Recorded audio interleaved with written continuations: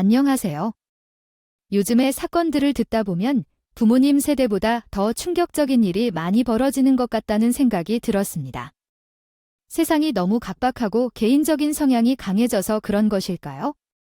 솔직히 나도 아직은 어린 나이이기 때문에 채널에 사연을 보내기는 어렵습니다.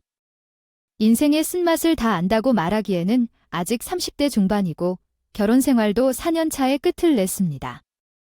이렇게 사는 동안으로는 아직 많이 부족하다는 생각이 드네요. 그런데 이혼을 했을 때 인생을 2배로 경험한 것 같습니다. 이를 생각하면 또 하나 얻은 점이 있네요. 요새 이혼이 흔해졌다고 하지만 그래도 부모님께 돌아가게 된 딸 모습을 보여드리기가 괜히 싫었습니다. 부모님은 모든 면에서 성공과 정도의 길만 걷던 분들이라 더 그랬는지도 모르겠네요. 그런데 얼마 후에 전에야 결혼 생활에서 이혼을 결정한 것이 옳았다는 것을 깨달았습니다. 말로 하면 뱉어내는 관계는 결코 가족 관계가 될 수 없다는 것이거든요. 그런 사람과는 가족이 될 수 없다고요. 그 인간의 말은 달콤한 사탕처럼 머릿속에 계속 남아있기 싫어서 제가 먼저 치사한 남편과 결별해야 했습니다. 요즘에는 스스로 당당한 태도로 삶을 살아가는 것이 중요하다는 것을 깨닫게 되었습니다. 그래서 해방된 마음으로 어깨를 펴고 이야기를 적고자 합니다. 어릴 적 아버지가 의사라서 유복한 환경에서 자랐었습니다. 아버지는 의사 가문의 자손이었는데 그 점을 자랑스럽게 생각하기도 했지만 어릴 때는 집에서 일하는 사람이 5명이 넘었고 4층 건물에서 집을 놀이터 삼아 뛰어다녔습니다. 어디를 가나 존경과 대우를 받는 환경에서 컸습니다. 아버지를 보면서 저도 아버지의 딸이라는 사실만으로 시선을 한몸에 받는 느낌이었어요. 그리고 아버지는 여유로운 환경만큼이나 저에게 넓은 마음으로 세상을 보고 살아가는 법을 알려주신 분이기도 했어요. 아버지 말이야, 할아버지 평생 소원이 집안대를 이어서 의사가 되려고 했었어요. 그래서 어릴 때 행복한 기억이 하나도 없어서 소풍이나 수학여행을 한 번도 못 갔었고 아이 앉아서 공부만 했기 때문에 말이야. 할아버지는 남들이 올 때 공부해야 성공한다고 했어요. 내가 저 위로 가서 다시 만나면 그 말이 틀렸다고 할 거라고요. 왜냐면 그래도 아빠 정도면 성공한 사람이라고 생각하느니라. 많은 사람한테 존경도 받고 너처럼 보기에 다 성공한 인생이라고 하지만 글쎄 일밖에 모르고 아무것도 안 나오면 외로운 인생이죠. 나이가 들어도 아빠는 좋은 추억도 하나 없고 술잔을 같이 할 친구도 없지. 나를 바라봐도 참 심심하고 쓸쓸한 삶이야. 아이가 아니라는 게 정말 그런 것 같아. 하지만 난 어깨를 펴고 살아온 것 같은데 아빠랑 함께 한 이름만으로 그 집딸이면 대단히 존경받더라.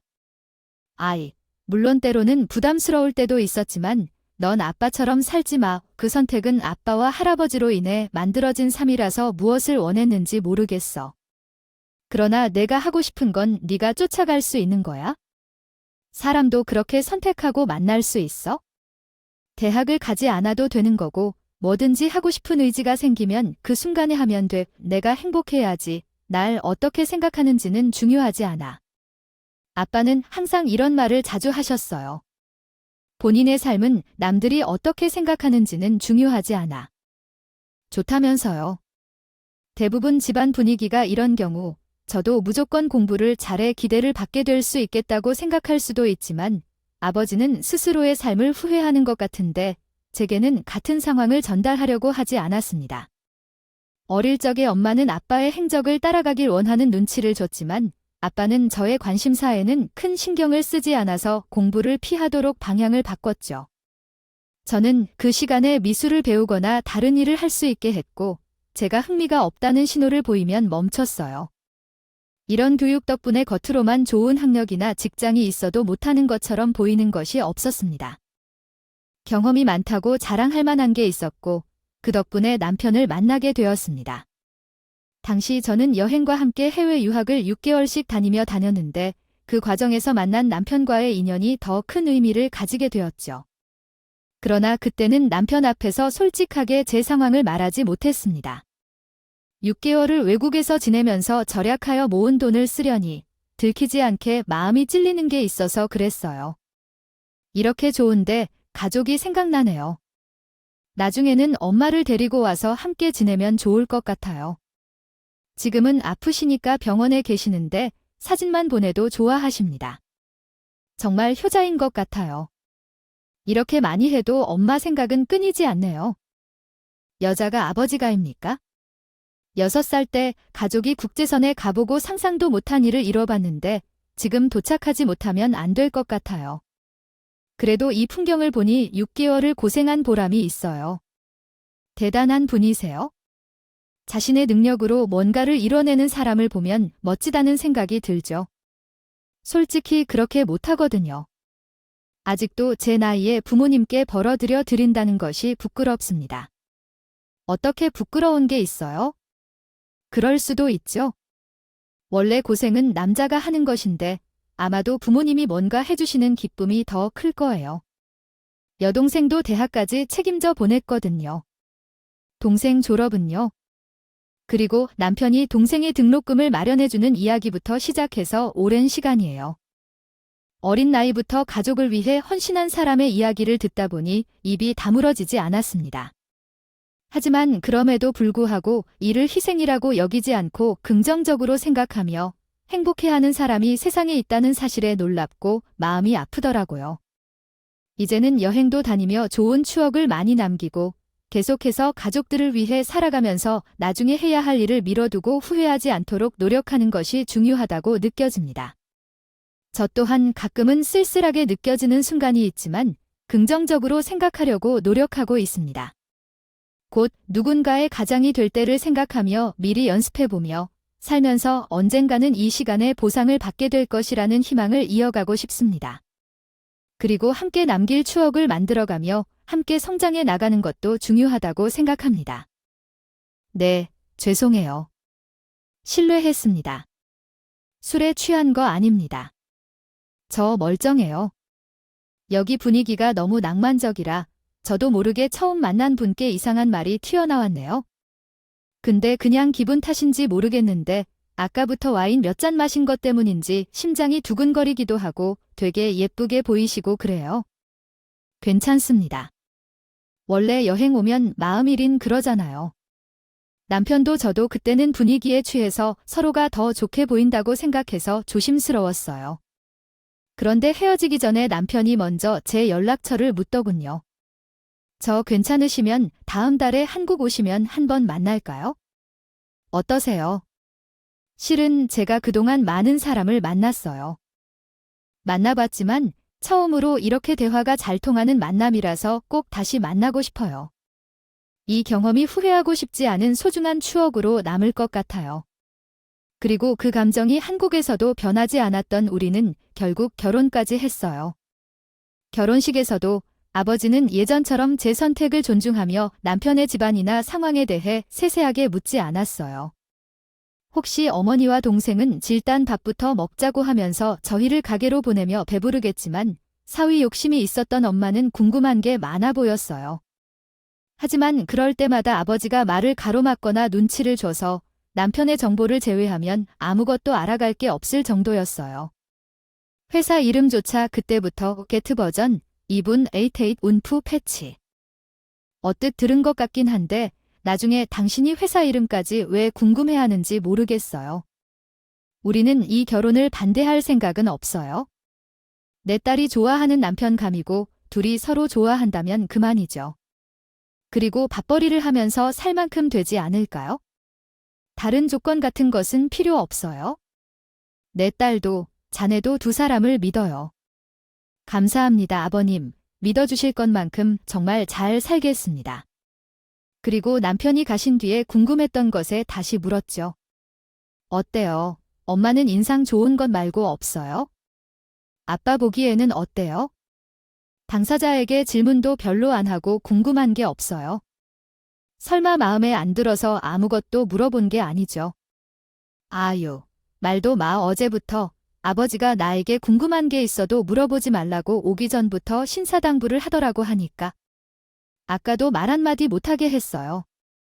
하자니 사위가 될 사람인데 질문도 못해요. 아, 그래도 집안이 어떤 집인지 직접 얼마를 버는지는 알아야 해 시집을 보낼 거 아니에요? 우리가 도와줄 거 있으면 도와주고 그래야지 궁금할 게 뭐 있는지 우리가 살 것도 아니고. 내 딸이 고른 사람이면 믿어야지.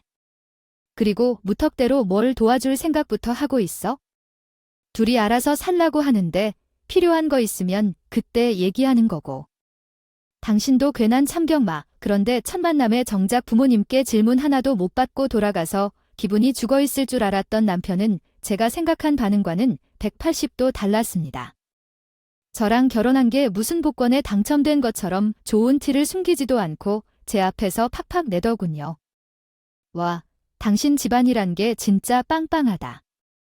이렇게 부잣집 딸이었어요. 깜짝 놀랐다. 정말 그동안 주차장에는 비싼 외제차가 3대씩이나 있었는데 티도 안 냈어. 태어나서 처음 가본 큰 집 현관이 우리 집보다도 큰 것 같아. 아까 우리 부모님은 당신에게 한 번도 질문하지 않아서 당황했어. 반면에 당신 뜻에 따르겠다고 했어. 뭐, 괜히 피곤한 질문 주고 받는 것은 서로 분위기만 무거워지니까. 차차 서로를 알아가야지. 이런 집안의 사위로 들어가다니 내 고생이 이제야 보상받는구나. 어떤 보상인지 모르겠지만. 아까부터 왜 이렇게 기분이 좋은지 걱정돼. 땡 잡았어. 만나서 뭘 볼 건지 제대로 말해주려던데 남편은 죽겠다고 했어. 그제야 눈치를 챈 것 같은데 내 생이 최고의 행운이라 말하는 게 수습되라는 뜻이야. 아니, 아버님은 많이 받으신 대단한 의사니까 나도 그런 것을 괜히 자랑스럽게 여겨해야 할지 모르겠다. 영광스러운 것 같아서 그래. 사위가 된다는 것만으로도. 아, 그리고 어머님도 인자하시고 모든 것이 다 좋다고 너무 좋아하시더라. 그때야 정신을 차리고 그 사람의 아기를 알아챌 수 있었어야 했는데 그때는 제 마음을 건드리지 못했습니다. 그리고 많은 남자들을 만나보지 못한 것도 있었기 때문에 그런 것을 빨리 파악할 수가 없었던 거죠. 결혼 후 남편은 제가 어머니의 집에 자주 가는 것을 멀리 하셔서 괜히 좋아하실 것 없이 집이 궁전 같고 그곳 모든 게 고급스러워 보였어요. 그래서 가만히 있어도 좋다는데 어머님이 그 모습을 볼 때 아들이 시킨 것 같다고 기뻐하셨는데 저랑 아버지는 속이 보이는 느낌이 든 적이 있습니다.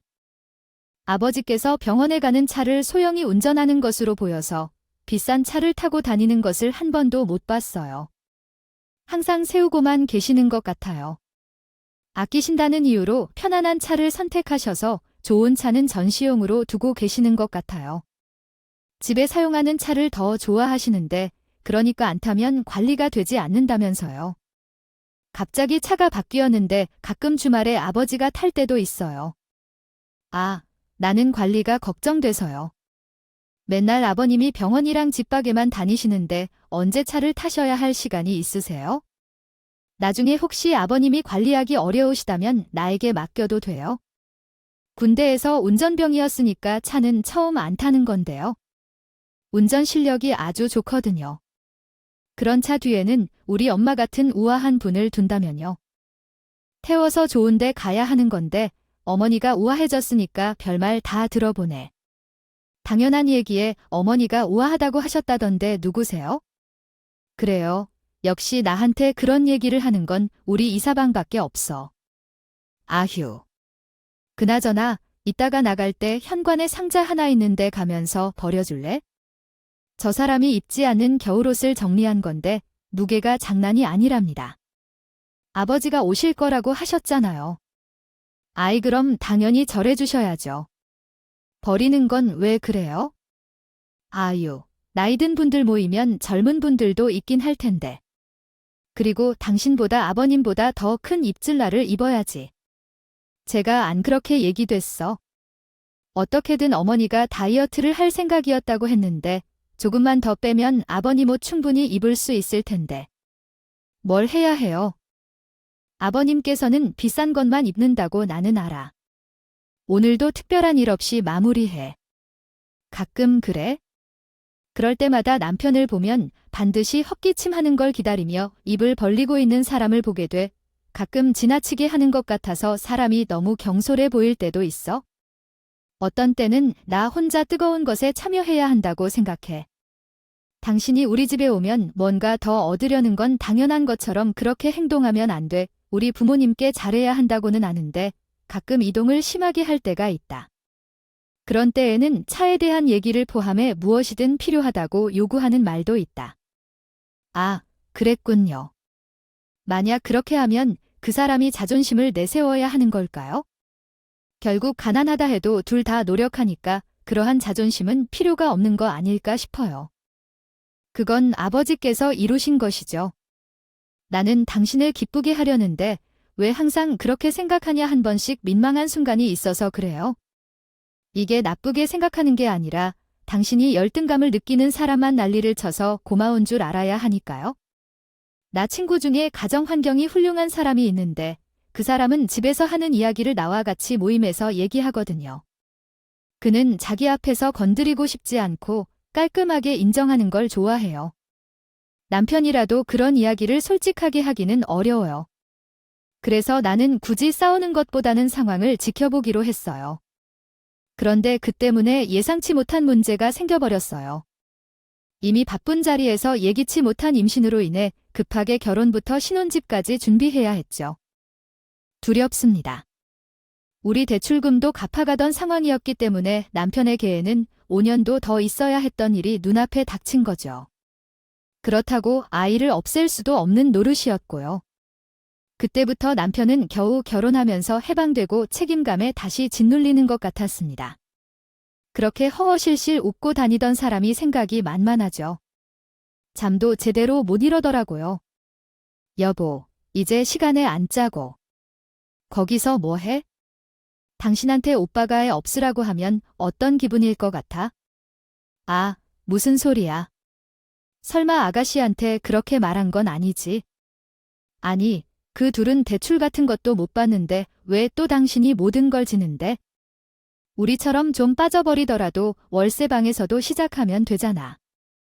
이제 졸업해도 취업하려도 내한테 무슨 대출은?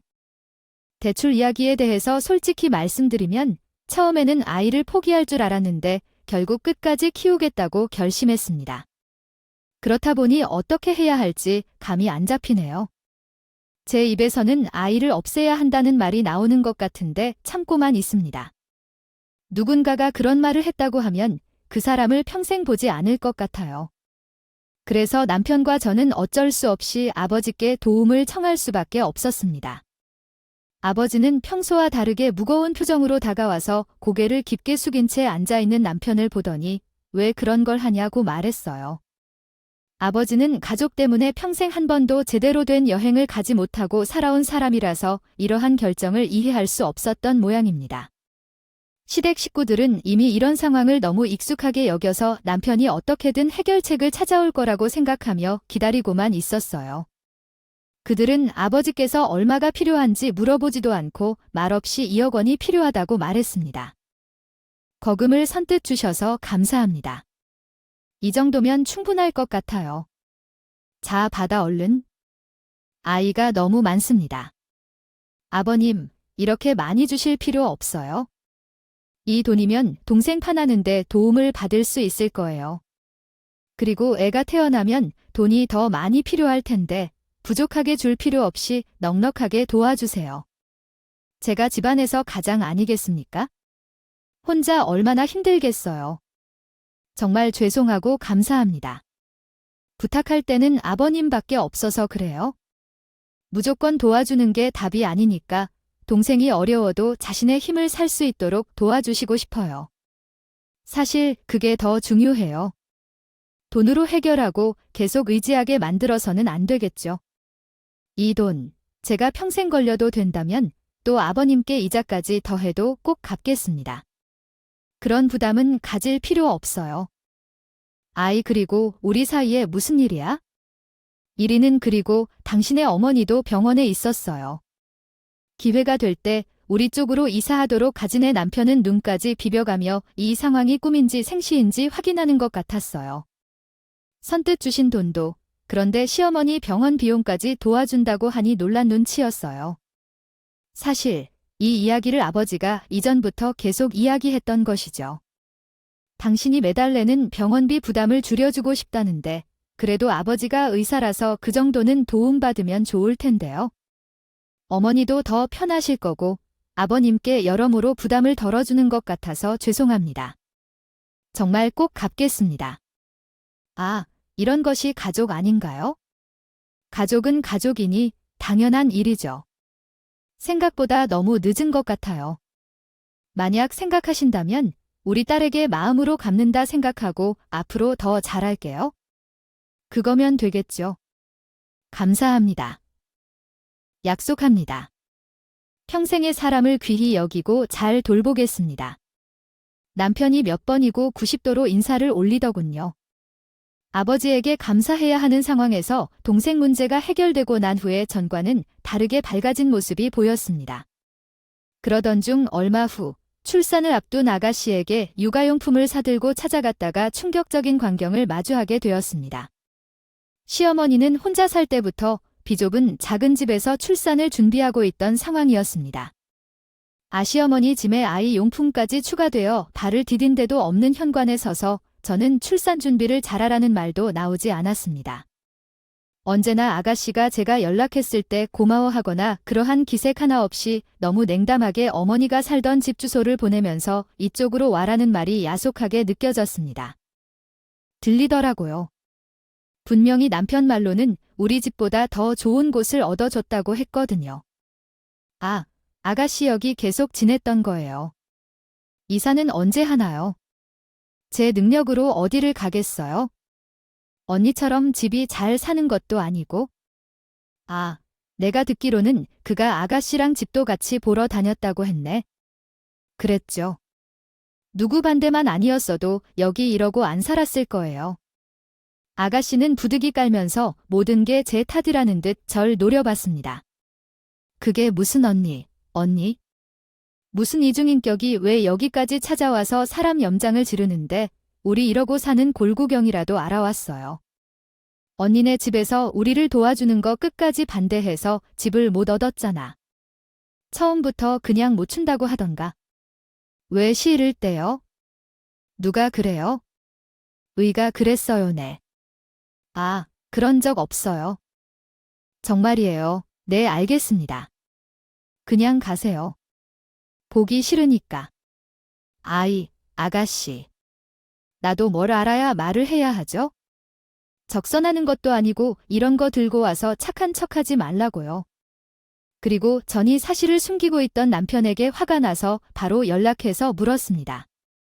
이 문제는 절 속인 것뿐만이 아니라 우리 아버지 얼굴까지 거짓말을 한 것이나 다름없었으니까요. 당신, 내가 우스움으로 남편을 속이는 것까지는 좋아하지만 우리 아버지까지 왜 속이는 건지? 이렇게 속이다니 될 줄 알았어. 아무리 그래도 그러지 말라고. 우리 아버지가 아가씨 집을 얻을 수 있도록 준 돈을 대체 어디다 쓰고 이런 상황을 만드는데. 아가씨가 날 얼마나 원망할지 알거나 해? 정말해 여보.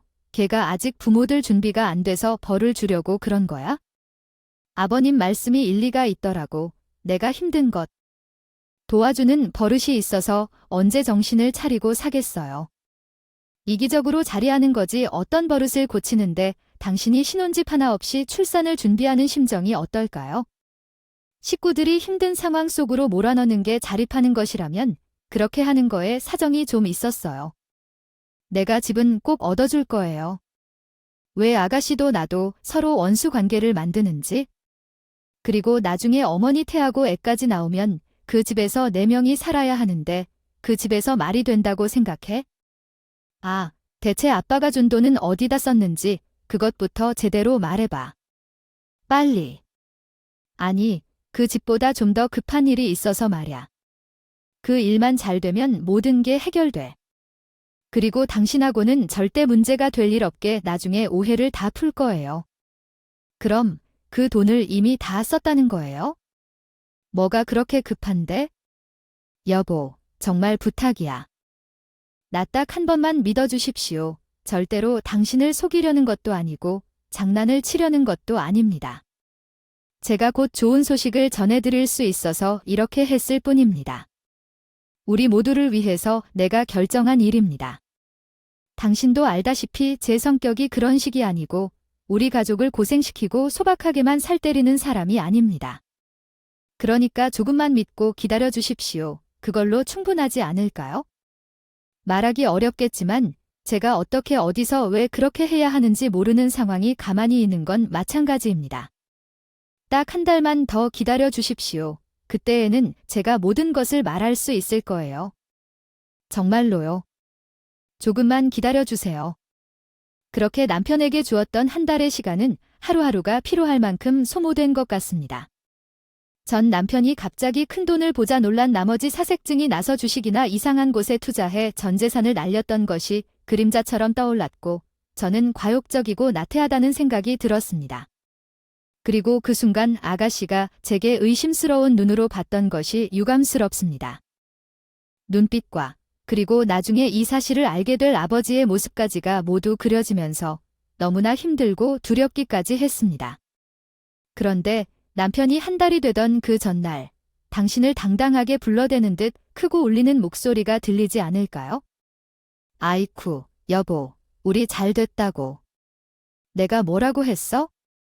당신에게 보여줄 거라고 했잖아. 그게 어떻게 된 거야? 사실 아버지께서 주신 돈인데 그 돈을 그대로 동생의 집에 투자해 주려고 했더니 그곳에서 끝이 났어요. 처음에는 그저 얼마 못 되던데 점점 욕심이 커졌나 봐. 그래서 투자회사 다니는 친구에게 물어봤더니 돈을 빌려줄게 하더라고요. 내가 목숨을 걸고 그에게 맡기기로 했어요. 하지만 오늘 1억이 더 불렸어요. 정말 1억이나? 그것이 가능할까? 나는 믿기 어려워. 보여줘봐. 보이지 않을 거야? 전문가에게 맡긴 게 아니라니까. 얘는 내게 많은 것을 반영해 주었어. 나중에 정말로 도움이 필요하다면 말하라고 하더라. 그래서 부탁했지? 난 당신과 같이 책임감이 강한 사람이란 생각에 내 돈이 어떻게 이렇게 쉽게 사라졌는지 너무 걱정했거든. 갑자기 큰 돈이 생겨서 난 생각했어. 아버님께 어떻게 말해야 할지 그 생각만 했다고. 감히 대가 아버님의 돈을 어떻게 함부로 쓰는지. 나도 더는 욕심을 부리지 않을 거야. 내 사업 자금을 마련하려 했거든. 솔직히 그날 아버님께 돈을 빌리려고 했는데 너무 부끄러운데. 예전에 우리 엄마가 그런 얘기를 한 적이 있거든. 가난한 사람이면 쉽게 아프지 말라고. 병원에 가도 돈이 드니까 그런 얘기였어. 그래서 내가 이번에 동생이 일터를 잃고 생각이 많았어. 도저히 회사 다니면서 이런 일을 방지할 수 없을 것 같고 나는 더 나아져야겠다고 목표가 생겼어. 거지, 그렇지. 이제 다 해결된 것 같아. 아가씨 집도 얻어줄 수 있으니까. 심장 내려앉는 줄 알았네. 그럼 더 좋아졌다니까 걱정하지 마. 미안해. 그런데 얼마 지나지 않아 다시 심장이 내려앉는 일이 생겼어. 갑자기 엄마가 집에 오지 말고 따로 밖에서 잠깐 만나자며 연락이 왔어. 그리고 며칠 사이에 수척해진 엄마 얼굴을 보니 일이 터졌다는 걸 알았어. 영원 홈페이지에 어떤 간호사 한 명이 아버지를 저격해 그동안 수차례 괴롭힘을 당했다는 글을 작성했대. 요즘 세상엔 이런 일이 인터넷에 올라왔다고 해도 그냥 넘어가는 시대가 아니잖아요. 병원 인사팀에서 조사가 시작되면서 아버지는 병원에도 못 가고 잡혀있던 수술까지 싹 취소되어 집에만 있게 된 상황이었어. 이런 일로 20년 동안의 삶이 그랬어. 시끄러워질 줄은 상상조차 못했습니다. 그리고 아버진 충격적인 상황에 아무도 만나고 싶어 하지 않아 전화까지 꺼버린 채 문을 잠그고 방 안에서 나오지도 않고 있다고 엄마가 걱정이 말이 아니었죠. 아무리 밥만 먹고 들어가라고 사정해도 문이 열리지도 않는다면서요. 엄마, 내가 가서 말해볼까? 아니, 며칠째 아무것도 안 먹으면 어떻대? 엄마가 괜히 집에 오지 말라고 한 게 아니야네. 아버지 자존심에 특히 너한텐 더 보이고 싶지 않을 거다. 엄마는 이해한다. 그리고 내 아버지가 그럴 사람이니 나의 어린 사람한테 쉽게 말도 못하는 양반이 분명 누가 악이 갖고 쓴 거야. 꼭 해결될 거니까 우리도 믿고 기다리자. 아, 어떻게 아빠한테 이런 일이 생겨 말도 안 돼. 엄마도 얼굴이 있는데. 지금은 이런 말할 때가 아니에요. 왜 이렇게 들어갔어요? 아빠가 그런다고 엄마도 같이 굶고 있는 건 아닌데 그러면 안 돼요? 엄마까지 무너지면 안 된다고 알고 있어요.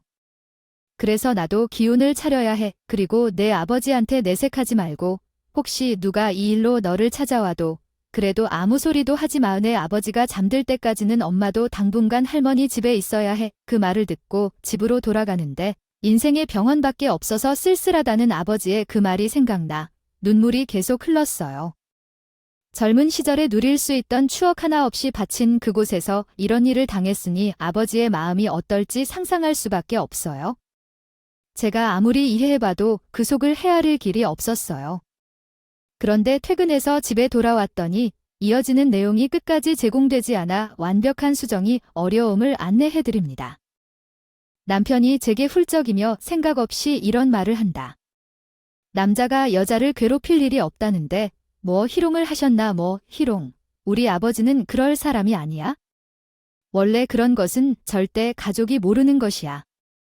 아무리 아버지가 수술을 잘한다고 해도 인성까지 검증된 분은 아무데도 없잖아. 취향을 알 수도 없고. 그리고 당신이 같이 수술실에 들어가서 일을 해봤어. 거기 일하는 사람들 이야기를 다 들어봤어. 그게 다 알 수 없는 일이라니. 갑자기 아버지가 좀 달리 보이네. 미쳤어. 지금 조사 중인 거 몰라서 그래? 누가 기적으로 올린 글일 수도 있는데 당신은 왜 아버지를 그렇게 몰아가는데? 그리고 사람들이 그렇게 수군대도 우리는 아버지를 믿어줘야 하는 거 아니야? 당신이 왜 단정을 짓는데 아이가 나중에 충격받을 거 생각해서 미리미리 대비하는 거지. 당신도 무조건 아니라고 생각하다가 더 놀란다니까요. 지금부터 말하는데 난 중립이다. 무슨 뜻이야? 중립이라는 게 아무리 가족이어도 난 그런 일에서 정의롭다고 피해자 편이라고 판단했다. 누가 피해자인지 끝까지 가봐야 하는 거지? 그래, 중립은 홀로 잘 지켜봐. 당신이 힘들 때 돈을 물지도 않고 내주던 아버지한테 어떻게 그런 소리를 하니? 양심이 있긴 해. 그럼 아버님 지금 돈도 다 막혔네? 뉴스에 얼마 있는지 나오면 좋겠다. 이런 걸 대비해서 내가 차라도 안 돼 받아둘 걸 그랬네. 그만하랬다. 주둥이 확 때리기 전에 지금 당신이 심각한 상황은 모르겠어요. 남편은 이미 아버지를 가해자로 확정하면서 속없는 소리를 짓는데 가끔 눈치 없이 이야기한다는 건 알고 있었지만 그때 처음으로 소름 끼치도록 무서운 남편의 진심을 시댁 식구들과 통화하는 것을 듣고 알게 되었습니다. 그리고 저와 결혼을 결심했던 이유까지도 아이 대체 이게 무슨 일이라니. 사도 너는 어떻게 되는 거야? 나도 여기 간호사한테 들었다. 아무래도 그 양반 끝난 것 같아. 그것도 그냥 끝나게 아주 더럽게 끝날 것 같아. 앞에선 세상 바른 척하더니 뒤에선 젊은이의 희롱이나 하는가 봐. 어쩌겠어. 먹칠하고 조용히 내려와야지. 그러니까 엄마도 저번에 받은 2억으로 만족해. 아까워서 어쩌니 그 부잣집에 장가서 그것밖에 못 받고 나도 아까워 죽겠다니까 1등 복권 긁고 지금 4년밖에 못 누린 거야. 10년은 더 빼먹을 수도 있을 줄 알았는데 이제 아버님 근거는 완전히 다친 거야. 그리고 장모님이 돈 관리를 안 해서 옆에서 구슬려봤자 딱히 나오는 것도 없더라고. 다 장이 넣은 통해야지. 깐깐한 노인네처럼 보여도 속이 여려서 돈 빼먹기 참 좋았는데 그러게 순순히 영내주는 것만 봐도 배포가 큰 사람이지. 그 상황 봐서 엄마 집까지 딱 해주려고 했는데 내가 결혼할 때 세운 계획이 지금 다 틀어졌다고 나도. 그래서 지금 다시 계획나 머리가 깨질 것 같다니까요. 나도 기대하고 있었는데 실망이 커. 이번 일 잘못되면 괜히 너 사업까지 피해가는 거 아니니 나는? 그게 더 걱정이에요. 아이가 안 그래도 이혼할 생각을 하고 있어요. 적당한 때를 봐서 발 빼야겠죠? 너무 빨리 이야기하면 도움받았던 것도 있고 들러붙을 수 있어요. 여기저기 내가 사위라고 다 말하고 다녔는데 나까지 피해보면 안 되잖아요. 그리고 죽을 때도 죽더라도 자기 식구끼리 죽어야지. 그래, 상황 잘 봐서 정리해야 해요. 저는 온몸이 부들부들 떨렸어요. 그 짧은 통화를 듣고 이렇게까지 상처받을 수 있나 싶었죠. 정말 죽는 날까지 지울 수 없는 상처로 남을 것 같았어요. 그리고 남편님에서 나온 한마디 한마디가 소름 끼치다 못해 당장 박살을 내버리고 싶은 심정이었습니다. 이제 이놈 속을 다 알았으니 여해받았던 모든 걸 토해내라고 소리치고 싶었죠. 그런데 무슨 옥인지를 마지막으로 정확하게 확인하기 위해 직접 눈으로 확인하고 싶었습니다. 충격이 큰 나머지 그 전화를 직접 듣더라도 믿을 수 없었던 것도 같아요. 그것은 남편에게 마지막으로 주는 기회가 되기도 했죠. 그래서 몸 상태가 나빠져서 병원에 간 엄마의 이야기를 듣자마자 이게 기회다 싶어 남편에게 일부러 돈 이야기를 꺼냈습니다. 금방 또 엄마가 전화를 했는데 병원에 간다고 하네. 아, 왜 아프신 건 아닌데 돈이 조금 필요할 것 같다고 하네. 나한테 도와달라고 하는데 어떻게 해야 할까? 지금 아빠가 조사 중이라서 돈을 쓸 수 없어. 100만 원이면 바로 보내줄 수 있어? 내 입장에서 고작 나온 100만 원이었거든. 제가 이를 말한 후에 너무 적은 금액을 부른 것 같다는 생각이 들어요.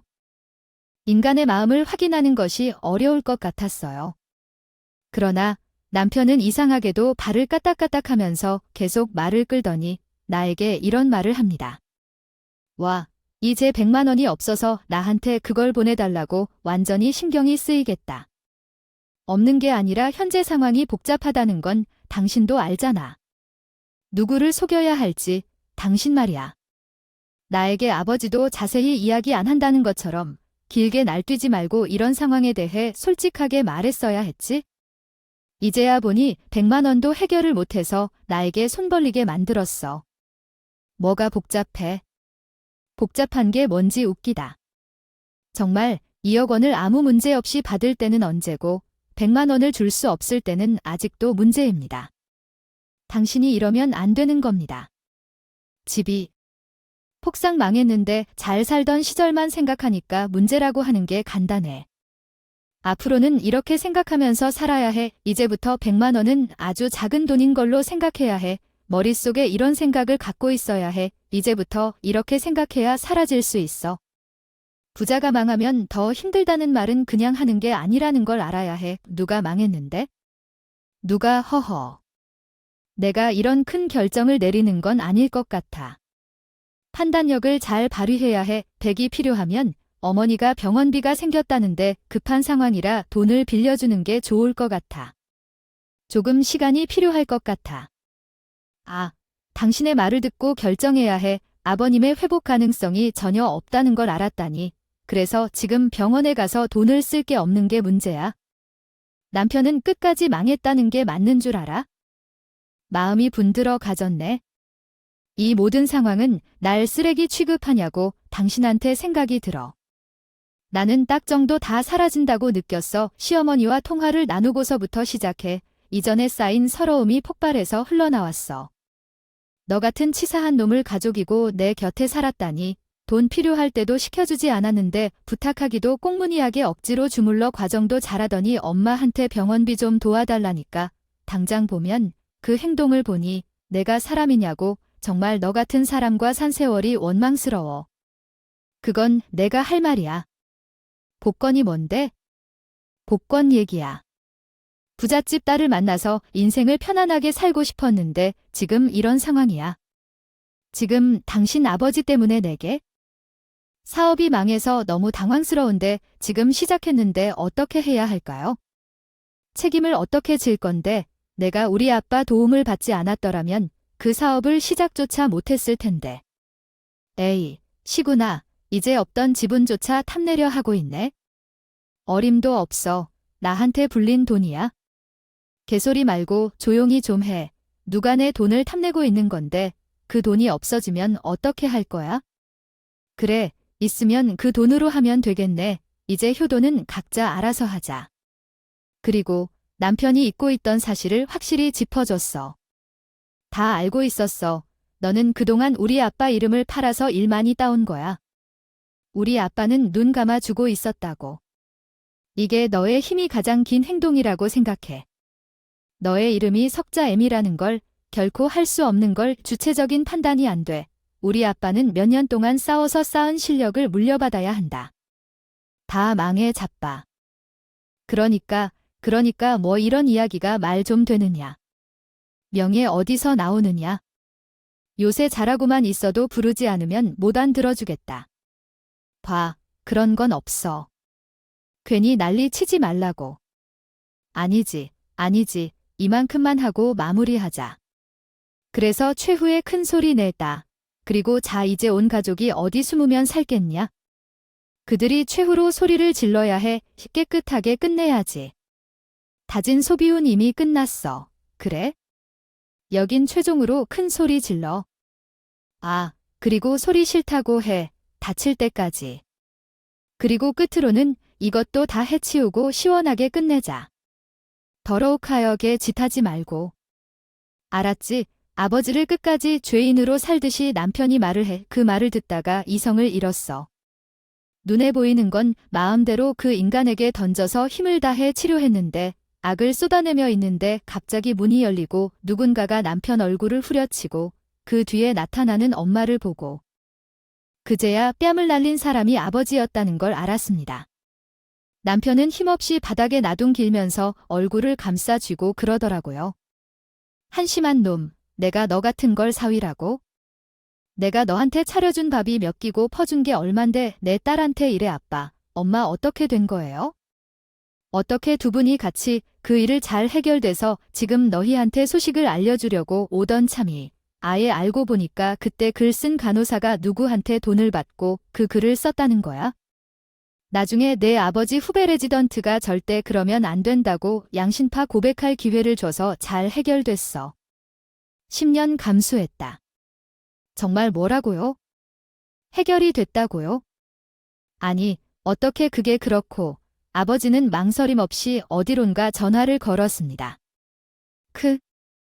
목소리로 통화할 수 없어서 남편은 이야기를 힘줘서 이야기하고 있었어요. 한명숙 환자가 당장 대원 조치를 해야 해요. 우리 병원에서는 이미 더 이상 치료할 수 없으니 다른 병원으로 보내야 하고 환자 관계자와의 대화는 끝났습니다. 또한 지금 난 병원비를 내고 있지만 이후 정리는 가서 하라고 하겠습니다. 아버지나 어머니도 갑자기 쫓겨나게 되면 어떡하죠?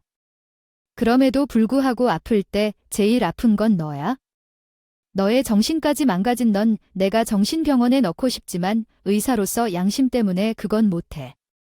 그리고 그 전화가 끝이라고 생각했는데 계속해서 들어주라고 하니 아무런 소망이 없어도 인생은 아무것도 바뀌지 않아. 놓을 테니까 뭘 돌려놓으시겠어요? 거예요. 참 자고 들어봐.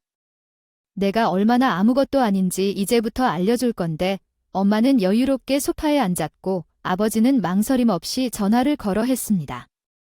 더 당당한 목소리로 자네, 그 오랜만일세. 그때 우리 사위였던 그 친구야. 투자도 와달라고 온 친구지. 그 다름이 아니고 자네 돈을 빼는 게 더 낫겠다고 생각했단 소리야. 아, 친구로서 내가 아닌 건 이렇게 분명히 말해줘야지. 그놈이 우리 딸간 쓸 돈을 다 빼먹고 씨를 뺄 준비를 하고 있었어. 자네도 우습겠지만 얼른 주변에 연락 돌려서 투자금 회수하는 게 좋을 것 같아. 아, 얼른 좀 연락해줘. 아, 아니에요. 아닙니다. 아무 문제 없어요? 오해입니다. 남편은 전화기까지 빼앗으려 들면서 바닥에서 몸부림을 치는 꼴이었다. 전화를 어떻게든 막으려고 했지만 몇 초도 안 돼서 회수금 돌려달라는 연락이 빗발쳤어요. 그럴 만한 이유가 있었죠.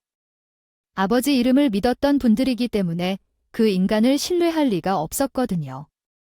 남편은 그 자리에서 시어머니의 병원비부터 그간 겁 없이 버려놓은 사업 자금까지 남편이 쓸모없는 사람이라는 것을 증명하고 있었어요.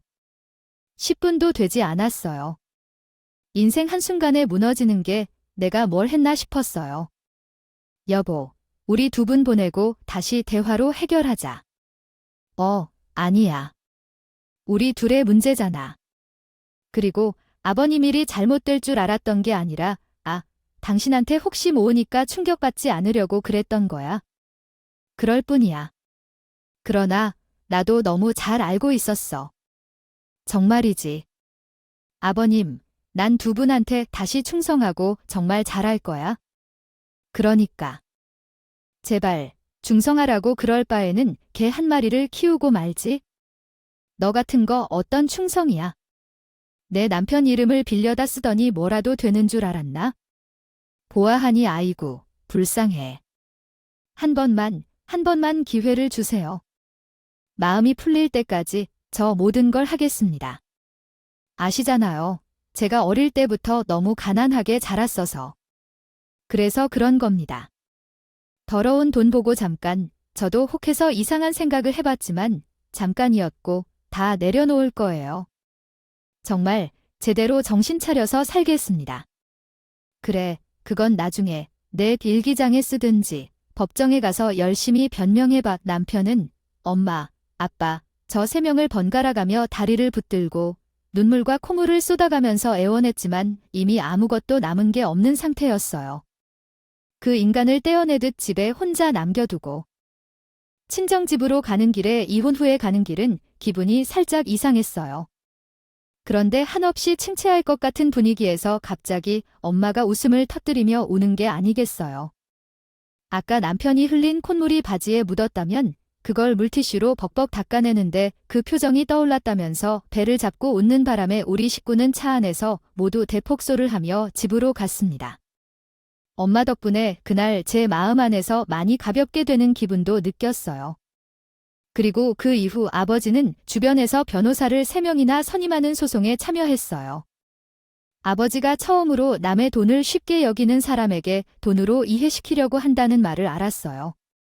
돈을 내주자 남편은 깨지면서 아무것도 할 수 없는 상황이 되었죠. 빛이 날아갔다가 지쳐서 죽게 해주겠다는 아버지 말대로 남편은 갚아야 할 돈이 산더미가 되었어요. 그걸 보니 그 인간이 한 말을 두고두고 빚을 갚으며 후회하고 사람에게 만든 통쾌한 복수가 된 것 같더라고요. 그리고 요즘 전 이혼하고 나서 처음으로 무언가 해보고 싶다는 열망이 들어 그림을 시작했습니다. 뭐든 끈기 있게 해본 적도 없고 남 앞에 내놓지 못하는 성격이었는데 이혼이란 게 사람을 어떤 면에선 겁 없이 밀고 나갈 수 있는 성격으로 바꿔놓는 계기가 된 것 같아요. 또한 여러분이 진짜 가진 소중한 것을 볼 줄 아는 사람을 만나셨으면 좋겠어요. 그것을 발견한 사람과는 분명히 평생 오래도록 잘 살 수 있을 겁니다. 그럼 여기서 제 이야기를 마칠게요. 함께 해주셔서 고마워요. 감사합니다 라고 해주셔서 감사합니다.